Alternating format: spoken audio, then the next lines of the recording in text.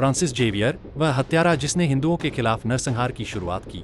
Francis Xavier Goa के दुष्ट पापी से उसके संरक्षक संत कैसे बन गया?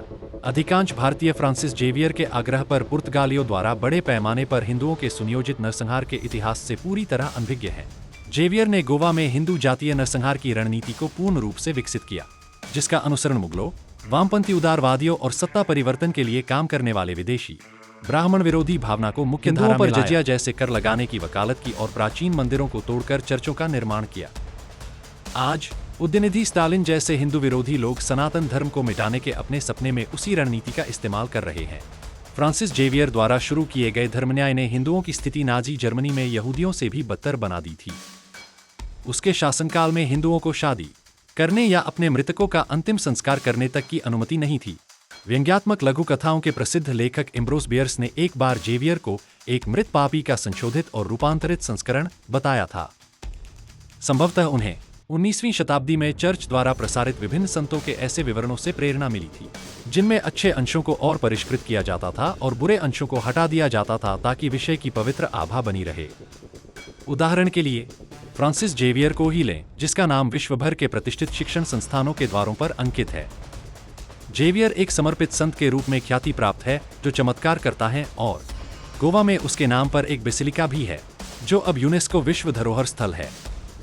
और हाँ, उसका एक स्थानीय उपनाम भी है, गोएंचो साहिब, जिसका अर्थ है गोवा का रक्षक। हालांकि उसकी यह पवित्रता और धार्मिकता का आवरण उन हजारों सड़ी हुई लाशों की दुर्गंध को मुश्किल से ही छिपा सकता है जो फ्रांसिस जेवियर अपने पीछे छोड़ गया है, और उस जघन्य यातना और नरसंहार की संस्कृति को भी नहीं छिपा सकता जिसका उसने नेतृत्व किया, जो बाद में दुनिया भर के अधिकांश क्रूर तानाशाहों और दुष्ट शासनों द्वारा अपनाए गए मानक टेम्पलेट बन गया। कोई यह तर्क दे सकता है कि फ्रांसिस जेवियर वास्तव में एक संत था, औरंगजेब, हिटलर और उनके जैसे बर्बर लोगों के संरक्षक संत। भारत में पुर्तगाली शासन का दस्तावेजीकरण उन सभी औपनिवेशिक शक्तियों में सबसे कम हुआ है जिन्होंने इस भूमि पर कदम रखा। बहुत कम लोग जानते हैं कि पुर्तगाली भारत में आने वाली पहली औपनिवेशिक शक्ति थे और अंत में जाने वाले भी। पोप के आदेश पर यहां आने वाले शुरुआती जेसुइटों में फ्रांसिस जेवियर भी शामिल था। ध्यान दें, अंग्रेज भारत में व्यापार करने और यहाँ की संपदा का लाभ उठाने के लिए आए थे। उनका इरादा कभी भी यहाँ स्थायी रूप से बसने का नहीं था। पुर्तगालियों के विपरीत, जो पोप के स्पष्ट अनुरोध पर भारत आए थे ताकि हमारे सनातन क्षेत्रों को ईसाई धर्म में परिवर्तित कर सकें, उनका इरादा कभी भी यहाँ से जाने का नहीं था। उन्होंने गोवा को पुर्तगाल की मुख्य भूमि का अभिन्न अंग घोषित कर दिया था। गोवा में कदम रखने के पहले दिन से ही पुर्तगाली एक ऐसी स्थानीय आबादी विकसित करने के इच्छुक थे जो रक्त से पुर्तगाली और धर्म से कैथोलिक हो, लेकिन जो पुर्तगाली बस्तियों के प्रति निष्ठावान हो और इस प्रकार एक स्थायी सैन्य टुकड़ी का निर्माण करे।